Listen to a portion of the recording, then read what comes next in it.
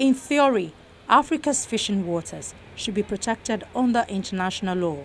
In 1982, the International Law of the Sea set a 200-mile zone off the shores of coastal states within which fishing and other natural resource exploitation cannot take place without a license. Most of these treaties, like the FAO Agreement Treaty, and the EU, all of this is to ensure sustainability in our resources, in our waters, to ensure that our vessels that are flagged, that is, vessels that are registered to fish in our waters, we ensure that we monitor them to ensure compliance, so that they are at sea, they have the correct mesh size to fish with, they are within the right place to do their fishing, and they do legal fishing activities. So all of these treaties are to ensure sustainability of our resources, so we don't have anything putting pressure in our waters.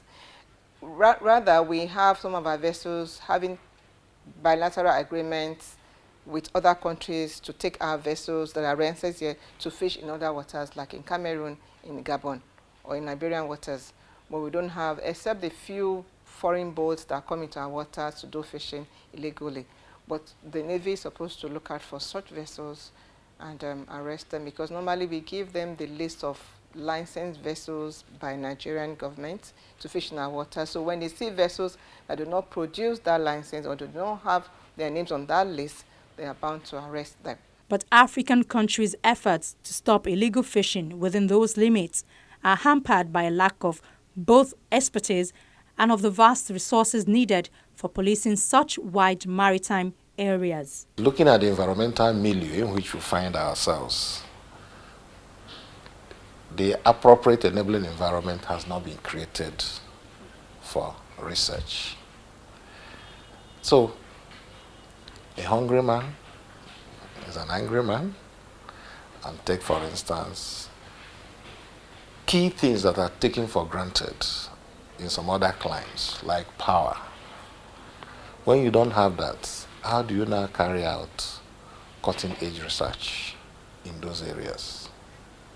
Even if you're doing culture and arts, you still have to have a conducive environment to dance and bring out appropriate dance steps or appropriate musical tones or notes, you know. So I would rather say that there is need for a lot of encouragement in the area of research, and that we should have more of research and development units in most of the organizations and institutions. Licensed vessels are required by a variety of national and international agreements to adhere to certain fishing quotas and keep away from protected areas. Fleets are also prohibited from using long trawling fishing nets. Such nets catch everything within their reach, and the excess or unwanted types of fish are simply discarded, a process that contributes to depleting natural fish stocks. Nets with small meshes are also a problem since they catch very young fish. With the Mensa, the project is supposed to provide us some services and products. One of them is providing the potential fishing zone. This is a likely area that you are likely to have abundance of pelagic fish. With this information now, we can release this information to Nigerian Navy to ensure that they have their patrol vessel at sea within these zones, to ensure that the vessels that will be operating in these zones are licensed to be there, and they also fish within the regulation. So if the Navy is able to cite a foreign boat that is not licensed in our waters, they have the mandate to arrest the boats.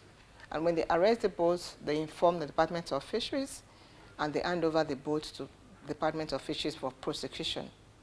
Considerable damage has already been done. Africa's fish stocks have been declining rapidly, both because of trawling and because of unregulated and excessive fishing by local fisherfolk and legal commercial fleets. Experts warn that many stocks have already collapsed and others will gradually follow. International agreements require governments to work together to protect highly migratory fish such as tuna, but implementation has proved challenging, and such species are being depleted by excessive deep-sea fishing. In addition, coastal areas, including mangrove forests, where non-migratory fishes spawn, are being lost to farming and pollution.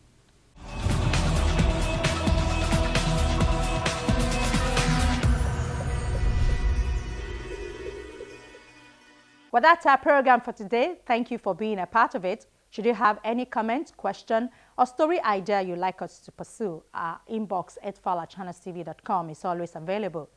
From all of us here in Lagos, it's bye for now.